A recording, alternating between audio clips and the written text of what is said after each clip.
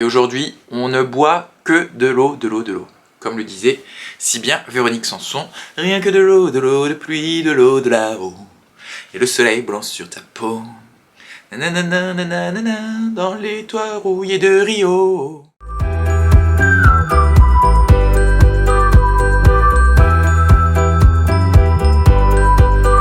Willkommen, bienvenue, welcome pour un nouveau point lecture. Chin chin. Et pourquoi on boit de l'eau? Parce qu'hier on a bu trop de bière. J'espère que vous allez bien. On se retrouve aujourd'hui pour un point lecture et je crois si je ne me trompe pas, que c'est la première fois que je tourne une vidéo avec 1000 abonnés sur YouTube, donc merci. J'ai atteint 1000 abonnés sur YouTube la semaine dernière, j'ai pas posté de vidéo depuis, j'ai dû vous dire 1000 fois merci sur Instagram entre temps. Mais je comptais à vous le dire ici. Je n'ai pas encore prévu comment ça allait se passer pour le concours, donc je peux pas trop vous renseigner. Ça va arriver d'ici quelques jours, semaines, mois. Non, semaines plutôt. Je vais essayer d'organiser un concours sur YouTube. Je ne connais pas les modalités, je ne connais pas le lot, je ne sais pas ce qu'il y aura, comment ça va se passer. Mais il y aura probablement un concours sur YouTube pour vous dire merci. Aujourd'hui on se retrouve parce que j'ai 8 livres à vous présenter, donc j'en présente que 4 dans cette vidéo et j'en présenterai 4 dans la prochaine vidéo probablement. Comme d'habitude, 4 livres, 4 lectures, un point lecture. Je ne sais plus dans quelle ordre je les ai lus parce que ça doit faire 2 semaines que j'ai posté mon dernier point lecture. Et du coup, bah, ça fait 2 semaines que j'ai lu ces livres, enfin en partie, certains, pas tous, bref, voilà. On va commencer tout de suite. Je vais les prendre dans l'ordre qui... Non, je vais commencer par celui-là. J'ai donc lu en premier Des frelons dans le cœur de Suzanne Roballé dans la collection Iconopop de chez l'Iconoclaste. Je pense que c'est celui que j'ai le moins aimé pour l'instant et il m'en reste très peu, il me reste vraiment pas grand chose. Alors ça va être compliqué de vous en parler, c'est vrai que j'aurais peut-être dû relire un peu avant parce que vraiment il m'en reste plus grand chose, je sais pas, j'ai juste je pense pas été sensible aux mots de Suzanne Roballé. Après, voilà, c'est de la poésie la plus classique avec des poèmes plus dans le genre des poèmes qu'on a l'impression de lire. Il y a beaucoup de conversations imaginaires entre elle et un homme, enfin des conversations qu'elle se fait dans sa tête entre elle et un homme.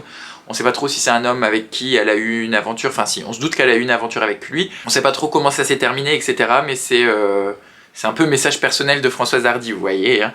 Mais voilà. Après les photos, pareil, j'ai pas été trop sensible. Alors je pense que c'est l'artiste, enfin l'autrice qui a fait les photos, parce qu'elle est également artiste, comédienne et photographe. Je vais essayer de vous montrer quelques photos. Bah tiens, regardez, ça me correspond très bien. Une bouteille de Suze dans une poubelle, c'était un peu ce que j'étais hier soir. Un déchet. Après il y a des photos de corps, souvent des nus. Cette photo elle est jolie, là avec un homme sur son chameau, son dromadaire. Et voilà, alors ouais, je sais pas. On nous promet le corps, le désir et l'amour quand liberté rime avec intranquillité. Les mots sans concession d'une jeune femme d'aujourd'hui pour dire nos peurs et notre besoin d'absolu. C'est un peu tout ce qui m'en reste malheureusement, en fait. Il pourrait se résumer avec ces quelques lignes. Je me rappelle qu'il est question de corps, désir, d'amour. Mais voilà. Sinon après il y a des poèmes très très courts, vous voyez, comme celui-là, là, qui tiennent en 10 mots. Ceci n'est ni un corps d'homme, ni un corps de femme. Ceci est un corps. Bizarrement, moi c'est ce qui me plaît le plus, c'est ce qui me touche. Après les mots où elle parle vraiment de sa relation avec son mec, etc., de son absence, de leur retrouvailles, ça me touche moins, je sais pas. C'est peut-être un peu trop personnel et je me sens peut-être moins impliqué, moins mis dedans. Après voilà, j'ai toujours un amour inconditionnel pour cette collection chez l'Iconoclaste. Là je me suis procuré les 6, il me reste plus que Akhenaton, la fin du monde ou la fin dans leur monde que je suis en train de lire. Et j'aurais lu les 6 et je pourrais peut-être vous faire un petit classement de ces 6 recueils de poèmes car malgré tout je suis quand même assez content parce que vous êtes plusieurs à avoir acheté ces recueils, enfin certains de ces recueils, alors que vous m'avez dit que vous étiez plutôt éloigné de la poésie, enfin que c'est pas vraiment le genre vers lequel vous tournez. Pour certains ça a été des bonnes découvertes, pour d'autres un peu plus des déconvenues, mais c'est cool, je trouve qu'on puisse créer une petite dynamique autour de la poésie qui plus est contemporaine, dans des belles éditions. Donc voilà, s'ils en rééditent, c'est sûr et certain que j'irai les acheter parce que maintenant j'ai commencé la collection, j'ai envie de la voir au complet. Ensuite j'ai lu La Vague de Todd Strasser, publié moi chez Pocket. J'avais dit dans le book haul je crois où je l'ai présenté, ou je sais plus dans quelle vidéo j'en ai parlé, que c'était un allemand, pas du tout. Todd Strasser est américain je crois. Voilà, traduit de l'anglais, donc il me semble qu'il est américain. On va suivre Ben Ross, qui est un prof d'histoire. Alors je vous fais rapidement le speech parce que je pense que vous le connaissez suite au film qu'il y a eu qui était assez récent. On va suivre Ben Ross, qui est un prof d'histoire, et qui pour expliquer le nazisme à ses élèves, et pour expliquer surtout le pouvoir de masse, va créer une petite expérience sociale dans le lycée, où il va transformer sa classe en société, donc ça s'appellera la vague, ça va être un peu leur mouvement de ralliement, et ça serait une société très disciplinaire, donc c'est par la discipline, l'action, la force par la discipline, par la communauté et par l'action, voilà. Et les élèves vont très vite se prendre au jeu. En fait, au début, ça va rester dans le cadre assez scolaire de cette classe d'histoire de Ben Ross qui fait comprendre ça à ses terminales. Et au final, ça va s'étendre à toutes les autres classes. Les élèves vont participer au mouvement, il va y avoir des rassemblements. Donc j'ai plutôt bien aimé cette lecture. Je m'attendais à être un peu plus enjoué, je pense. Enfin, après, c'est dur d'être enjoué sur un sujet aussi difficile, mais je sais pas, j'ai trouvé ça très froid et très impersonnel. C'est peut-être le but recherché par l'auteur, mais et vu qu'on est déjà un peu mis en porte-à-faux, un peu mal à l'aise suite au discours, au fait que un régime autoritaire, en fait, bah, ça peut se mettre en place très rapidement, par des moyens malheureusement très simples, et que ça dépend juste de 2-3 individus qui pourraient prendre le lead sur les autres, et au final après engendrer un mouvement de masse, un mouvement de groupe. Et c'est très très bien expliqué, et de façon très simple et accessible, donc tout ce côté sociologie, théorie du groupe, tout ça c'est quand même bien expliqué et assez accessible dans le sens où c'est très bien intégré dans l'histoire et que c'est pas trop lourd en fait, on suit vraiment l'histoire des personnages et en même temps on en apprend un peu plus sur ces théories, et c'est pour ça que j'ai trouvé ça très intéressant sur ce point. Par contre, après c'est vrai que moi je me suis pas spécialement attaché aux personnages. Les personnages sont assez, pas clichés mais très, très campés. On voit directement qui va être celui qui va prendre un peu le lead dans le groupe, qui au contraire va être celle qui va être un peu plus révolutionnaire, enfin anti-groupe, anti-théorie, anti-nazisme, etc. Enfin anti la vague. Et chaque personnage prend vite ses marques. Et la fin... oui, la fin j'étais un peu... pas déçu, mais je m'attendais à ce que ça parte un peu plus en couille que ça, c'est resté assez soft, et je me rappelais plus très bien du film, mais je pensais qu'il y avait des événements un peu plus dramatiques dans la fin du film. Alors peut-être que dans le film ils y sont et pas dans le livre, je me rappelle plus exactement, donc je pourrais pas trop le dire. On part vraiment loin en fait tout le long du roman où s'installe un climat de peur, d'oppression, un peu mal à l'aise. Et au final ça retombe un peu parce qu'il n'est pas allé jusqu'au bout. En même temps il se base aussi sur un fait réel, donc je sais pas si qui s'est passé aux États-Unis, je crois dans une classe, un prof qui s'est fait un peu prendre au jeu, parce que même là en fait c'est ça que j'aime bien aussi, c'est que le prof, quand il décide de créer cette expérience sociale, c'était pas du tout réfléchi, il l'a fait un peu à l'instinct du jour au lendemain avec sa classe. Et tous les élèves se sont pris très très vite au jeu, et lui il s'y attendait pas du tout, et il s'est même lui laissé prendre au jeu dans le sens où il se disait c'est moi leur guide, en fait c'est moi qui ai instauré tout ça, et c'est sur moi que repose ce mouvement, la vague, et j'ai bien aimé aussi ouais, ce tiraillement du professeur entre est-ce que je suis allé trop loin, est-ce que c'est suffisant, enfin voilà. Donc c'était une bonne lecture. Après voilà, c'était un peu court, ça fait 150 pages, et moi j'ai trouvé ça un peu trop froid et trop impersonnel, mais en même temps très intéressant, et je suis très content de l'avoir lu. Ça m'a mis ouais, vraiment mal à l'aise, ça m'a un peu dérouté par moments. Désolé si je regarde sur le côté, c'est parce qu'il y a le retour écran et j'ai pas l'habitude, d'habitude il est au-dessus, enfin voilà. Vous voyez, je suis beaucoup moins blanc, j'ai l'impression qu'avec l'autre caméra, je suis trop content. J'espère, je croise les doigts, que le son est bon. Est-ce que ça enregistre? Oui, ça enregistre. J'espère que le son est bon parce que j'ai pas mis de micro externe, là j'ai que le micro intégré avec une petite moumoute sur le dessus, on verra bien. Et donc ça c'était deux relativement bonnes lectures, enfin en tout cas deux lectures que j'ai pas détestées, que j'ai plutôt bien appréciées, même si j'avais quelque chose à redire sur certaines. En même temps, dans ma dernière vidéo sur les 4 romans, je crois que j'ai eu 3 bons... Ouais c'est ça, il me semble que sur les 4 romans il y avait 3 coups de cœur, donc là c'était plutôt pas 4 déceptions, mais 2 lectures en demi-teinte et 2 lectures qui sont par contre des assez grosses déceptions, enfin... Déception, oui et non. J'ai lu Train d'enfer pour Ange Rouge de Franck Tillier, qui est le premier roman de l'auteur, donc de Franck Tillier, et qui est également la première enquête à être parue de Franck Charcot. En fait, j'ai lu donc Le Syndrome E, qui est la première enquête de Charcot en coopération avec Lucienne Bell, et j'ai lu 1991, qui est la première enquête chronologique de Charcot, mais qui a été paru, qui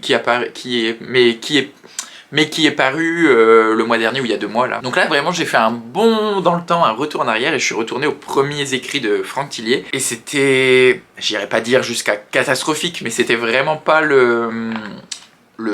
l'extase, c'était pas le nirvana, c'était pas la joie, j'ai pas pris mon pied quoi, à limite un petit orteil, c'est tout. Donc dans Train d'enfer pour Ange Rouge, on rencontre Charcot, donc les lecteurs ont découvert Charcot avec cette enquête, qui a perdu sa femme depuis 6 mois. En fait, sa femme est portée disparue depuis 6 mois. Lui, il est un peu dans un mood pas ouf, hein, vous vous en doutez, quand votre femme est portée disparue, mais que vous n'avez pas retrouvé le corps, que vous êtes au courant de rien du tout. Enfin, ça va pas trop, mais pour autant, il continue à travailler, on lui confie des enquêtes, Et là, on lui confie une grosse enquête de meurtre un peu horrible, avec des mises en scène assez cheloues, où les gens sont ligotés, avec des marques sur le corps. Enfin, j'ai plus exactement les détails en tête. En fait, même ça, c'est pas resté, alors que d'habitude, les scènes de Tillier, j'arrive vachement, surtout les scènes de meurtre, parce qu'il les décrit pas mal et c'est assez cinématographique.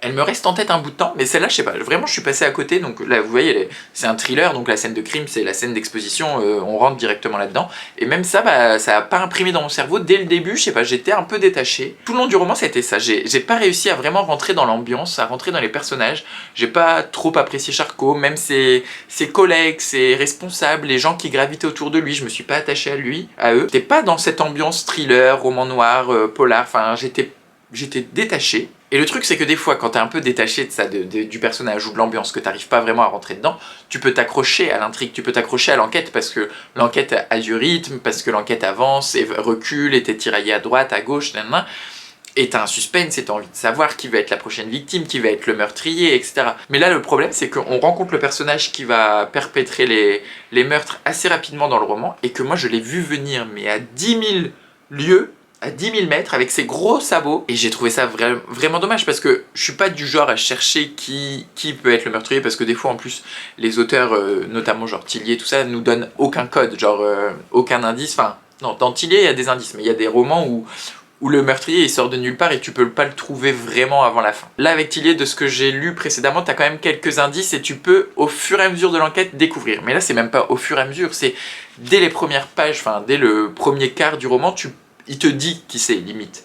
Et c'est pour ça que j'ai trouvé ça décevant, parce que, étant donné que je n'arrivais pas à rentrer vraiment dans le roman, et que pour moi il n'y avait plus que l'intrigue qui comptait dès le début, bah, vu que j'ai découvert qui c'était dès le début, et que j'ai même imaginé et j'ai pensé à qui pourrait être la dernière victime, bah au final le roman ça fait juste un gros plop au sol, et puis voilà, j'étais pas vachement intrigué, je lisais parce que bah, ça se lit très bien, c'est toujours aussi fluide, aussi efficace.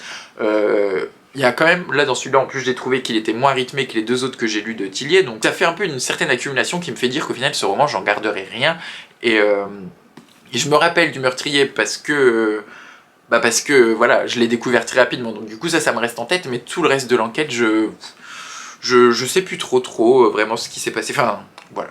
C'était pas vraiment un gros plaisir de lecture, c'est pas vraiment le polar ou le thriller haletant où t'as envie de savoir parce que tu sais déjà. Et en plus, voilà, l'ambiance ne m'a pas vraiment emballé. Je tiens à le préciser parce que je sais que ça peut peut-être embêter certaines personnes à la lecture. Il y a dans ce roman quelques remarques assez racistes, j'ai trouvé, envers les personnes de couleur. Alors je sais pas si c'est un genre que Tillier se donne, ou enfin qu'il donne à ses personnages pour leur donner un petit côté raciste, un peu plus peut-être réaliste, je sais pas, ou si c'est des propos qui, en 2004, quand le roman a été publié, n'étaient pas choquants. Si, à mon avis, même en 2004, c'était choquant, mais peut-être que ça troublait moins les gens. Enfin, les gens relevaient peut-être moins ces remarques-là il y a 17 ans.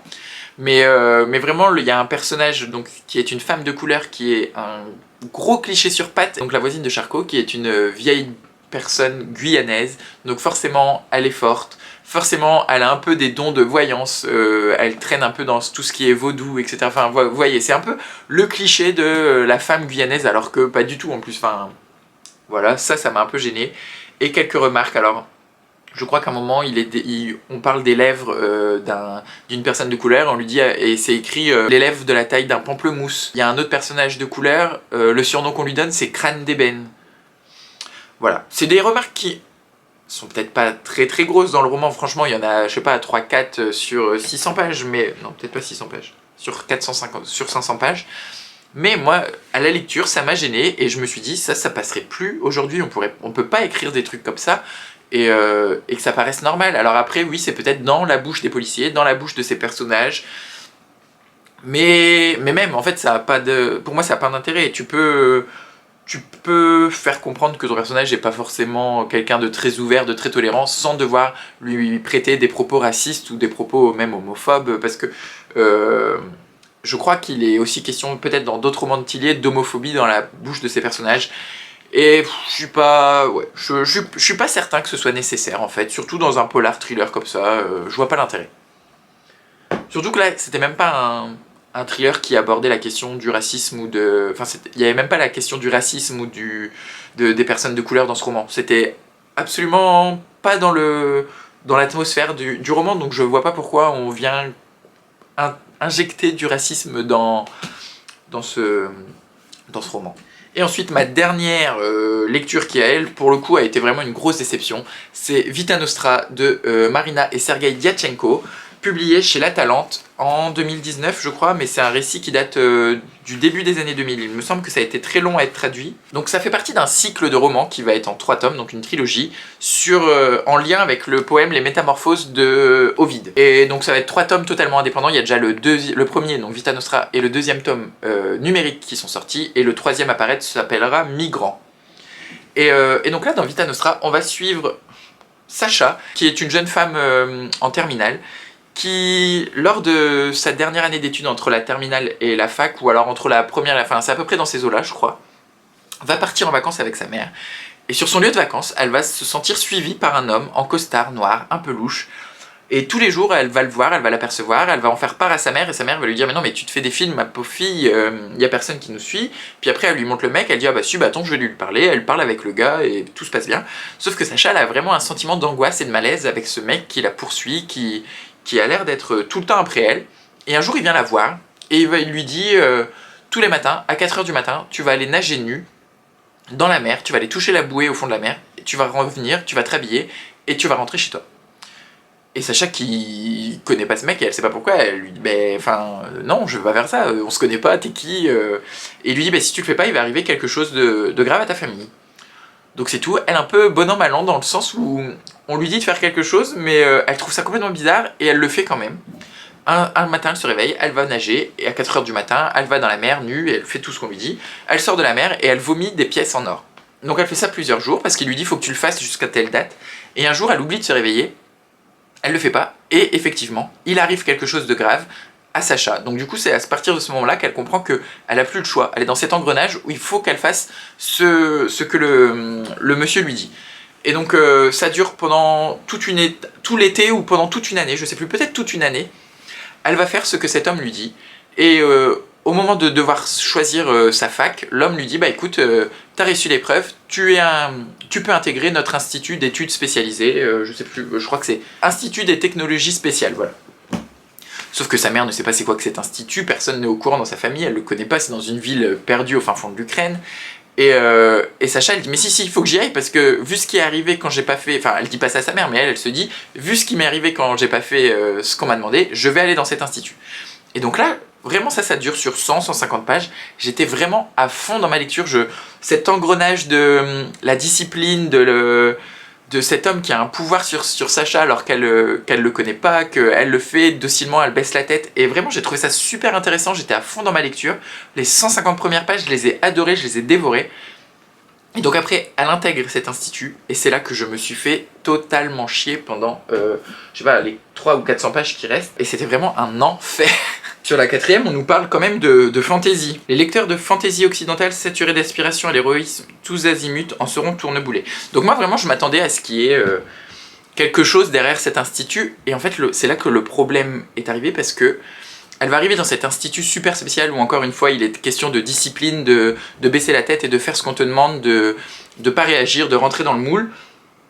Et il va lui arriver 2-3 trucs, enfin les profs sont plutôt affreux avec elle, le cadre est pas génial, enfin c'est vraiment un peu genre le pensionnat au fin fond de la campagne, pas top et tout, et en fait là je m'attachais déjà plus à Sacha, parce que autant quand elle était avec sa mère et qu'elle se posait un peu des questions ça allait, et sur 150 pages, mais après c'était un peu les mêmes ficelles qui étaient tirées, un peu toujours le même mode d'emploi, le même modus operandi, et du coup au bout d'un moment ça fonctionne plus, parce que ça a fonctionné pendant 100 pages, pendant 150 pages, pendant 200 pages, après tu te dis bon, il y a quelque chose qui va évoluer, oui on lui dit faut qu'elle fasse ça, même si elle le comprend pas, faut qu'elle le fasse, et en fait c'était ça pendant tout le long du roman. Et donc là tu dis bon il va peut-être y avoir un élément de fantasy un peu fun, donc on va la suivre, elle va aller en classe avec ses professeurs et on va lui apprendre des trucs, sauf que là même pas, parce qu'en fait les cours qu'elle suit en fait c'est un mélange de cours de physique quantique, géométrie, en fait on lui donne des exercices, des textes à lire auxquels elle ne comprend rien du tout, et on lui dit faut que tu les lises et que tu les apprennes par cœur et tu me les récites une fois par semaine, etc. Et on est un peu dans avec elle en cours, et ça pareil c'est très répétitif, on la voit aller à chaque semaine, on la voit aller voir son tuteur, lui raconter ses cours, enfin faire ses récitations de leçons, etc. et il ne se passe rien, juste tu baisses la tête, tu fais ce qu'on te dit, et puis voilà. Et donc en fait, ça m'aurait pas dérangé, comme je disais, sur 200 pages, sauf que là, le roman en fait 500, et alors oui, c'est en fait une grosse...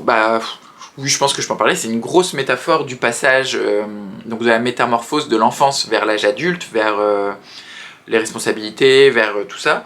Sauf que, en fait, une grosse métaphore comme ça, pour moi, je vous dis, j'ai pas besoin de 500 pages pour la comprendre. Et puis, du coup, je me suis totalement désintéressé. Et le problème, c'est que je me disais, mais ça va décoller. À un moment, on va comprendre c'est quoi ces cours, ces leçons, ces trucs qu'elle doit apprendre. On va voir vers quoi ça va évoluer. Et en fait, non, ça n'aboutissait jamais. Et j'ai trouvé la fin, mais tellement emberlificotée. Et que, j'ai vraiment pas réussi à m'impliquer dans cette histoire d'institut. Et j'ai trouvé ça très chiant. Désolé.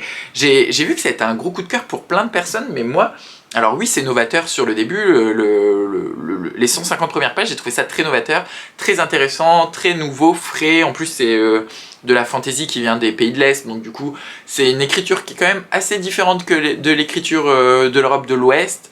L'environnement aussi, ça se situe vers la Pologne, je pense, parce qu'il était question de pierogi, vous savez, les espèces de raviolis polonais, je crois.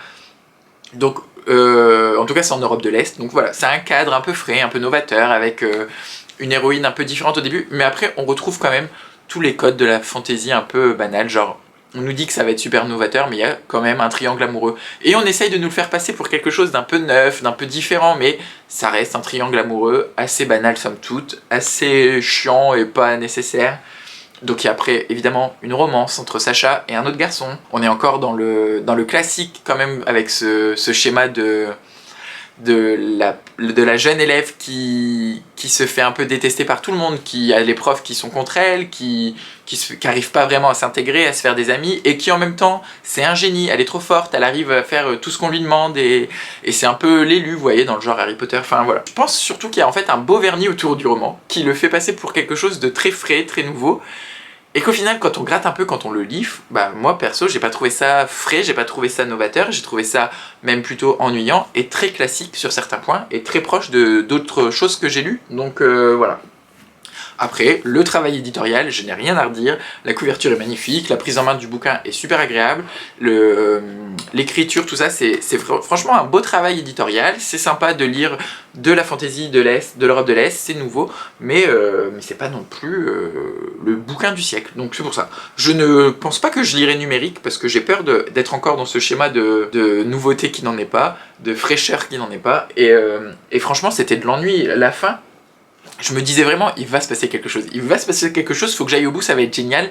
Je vais dire que les 200 pages d'ennui, en fait, c'est pas grave parce que j'ai adoré la fin. Mais non, c'est jamais arrivé, ça a jamais décollé pour moi. En fait, ça a vraiment fait un gros pic en haut pour mon engouement dès les 150 premières pages.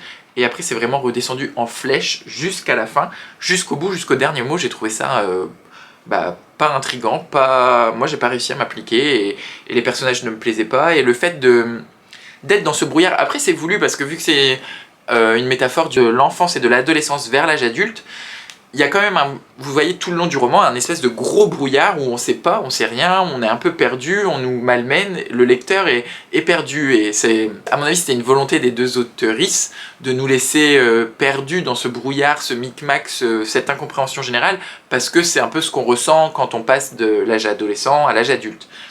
Mais au final, quand tu donnes aucune clé au lecteur, que tu donnes aucun moyen d'implication, parce que moi, au bout d'un moment, tout ce qui arrivait à Sacha, j'en avais plus rien à foutre, c'était tout le temps la même chose. Elle se faisait gueuler dessus, elle allait réviser ses trucs, elle découvrait quelque chose de génial, elle allait en cours, on lui disait « Waouh, trop bien, t'as réussi !» Puis après, elle se refaisait engueuler parce qu'elle n'avait pas fait de la discipline, parce qu'elle était sortie un peu du moule, parce qu'elle avait fait quelque chose qu'on lui avait pas demandé. On l'engueulait, elle refaisait ses devoirs, elle arrivait, elle réussissait, et hop, c'était génial. Et en fait, ça a été ça, mais pendant 300 pages, j'en avais marre. J'avais plus qu'une envie, c'était que la Sacha, elle se barre et qu'elle quitte ce putain d'institut, quoi. C'est mon humble avis sur Vita Nostra. Après, ça peut plaire à certains, c'est vraiment pas un roman d'action, c'est vraiment pas un roman de fantasy haletant, où on est vraiment pris dedans. Mais en même temps, c'est un gros pamphlet, une grosse métaphore un peu ennuyante selon moi, et pas si novatrice en cours. J'ai commencé Histoire de la nuit, de Laurent Mauvigné. Et vraiment, je pense que je vais être amoureux de cet homme parce que c'est un gros roman et une grosse pavasse de 634 pages, donc, qui a été publié là en avril. J'ai lu 50 pages et je suis mais déjà à fond dedans. Et alors, autant les 2 autres romans que j'avais lus de lui qui étaient très courts, ce que j'appelle Oubli et Loin d'eux, ça avait été aussi des immenses coups de cœur, mais c'était beaucoup plus court et c'était vraiment un style très particulier. Là, je retrouve la plume de Laurent Mauvigné avec ses longues phrases, ses longues descriptions, mais en même temps, il y a de l'action, c'est ce regard un peu extérieur, impersonnel sur l'histoire, mais en même temps tellement dans la tête des personnages. Enfin, vraiment, j'arrive pas à expliquer comment il arrive à écrire ses bouquins, parce que selon moi, c'est trop bien fait. On est un peu à l'extérieur tout en étant fortement à l'intérieur. C'est très descriptif mais en même temps ça manque pas de rythme, enfin j'adore. Et là on est dans un petit hameau et j'imagine vraiment le petit village de chez mes parents en fin fond de la campagne. Là ça se passe près de Besançon dans vraiment un trou perdu, mais comme chez mes parents d'ailleurs. Et on est dans un hameau avec une femme qui est un peu excentrique et en même temps son voisin c'est vraiment le paysan un peu bourru avec ses bottes en caoutchouc, et 2 personnages totalement différents mais qui sont amis. Enfin, en 50 pages j'ai l'impression d'avoir déjà toute l'ambiance, toute l'atmosphère du roman, pareil de connaître très bien les personnages alors que c'est très rapide. Enfin pour l'instant on a croisé que 3 personnages mais j'ai l'impression de les connaître super bien et franchement je pense que je vais prendre un pied d'enfer et j'avais peur parce que ça fait 600 pages mais là genre c'est sûr que je vais le dévorer. Enfin non, on va pas dire, ne jamais dire Fontaine je ne boirai pas de ton eau parce que là je ne suis absolument pas sûr de le dévorer étant donné que j'ai un rythme de lecture très en dents de scie. En dents de scie, j'adore cette expression. Je parle vachement du nez parce que j'ai le nez bouché. Je sais pas si ça vous le fait, à chaque fois que je bois de l'alcool, le lendemain j'ai le nez bouché, c'est chiant. Sur ce, j'espère que cette vidéo vous aura plu, que le son n'est pas trop mauvais. Faites-moi un retour sur le son parce qu'en fait ça va être la première fois que je vais essayer sans mettre mon micro externe. Je veux savoir si ça vous plaît, si c'est pas trop... si le son est bon, donc faites-moi un retour sur le son. Si cette vidéo vous a plu, je vous invite à la liker. Si ce n'est pas encore fait, vous pouvez vous abonner. Et si vous voulez faire voyager la vidéo, je vous invite à la partager. Et je vous souhaite, comme d'habitude, de bonnes lectures, de bonnes découvertes. Et